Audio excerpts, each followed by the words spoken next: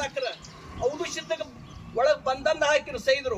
ಅವಾಗ ಬಿಳಿಯಾಣ ಸಿದ್ಧ ಬುದ್ದುಳಿ ಬಿಳಿಯಾಣ ಸಿದ್ಧ ಗುರು ಸೋಮಲಿಂಗದು ಅಮೋಕ್ಷದ ಹೆಸರು ತಗೊಂಡು ಭಂಡಾರ ಹೊಡೆದಾಗ ಬಂಧನದಾಗ ಬಯಲಾಗಿ ಬಂತದ ಭಂಡಾರ.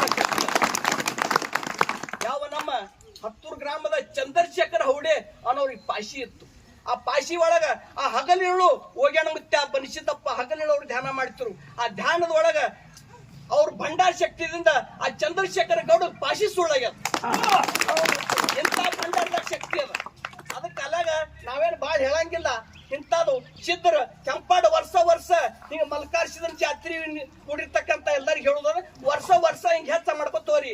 ಭಂಡಾರದೊಳಗೆ ದೊಡ್ಡ ಶಕ್ತಿ ಅದ. ಆ ಭಂಡಾರ ಹಚ್ಕೊಂಡ್ರೆ ನಮ್ಗೆ ಪವಿತ್ರ ಆಗ್ತದ. ಅದಕ್ಕೆ ಹೇಳ್ಯಾರ ಮಹಾತ್ಮರು, ಬುಟ್ಟಿ ಬಂಗಾರಕ್ಕಿತ್ತಲು ಬಟ್ಟು ಭಂಡಾರಲೇಸ.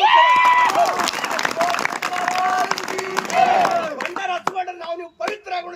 ಮಾತು ಮುಗಿಸ್ತೀವಿ.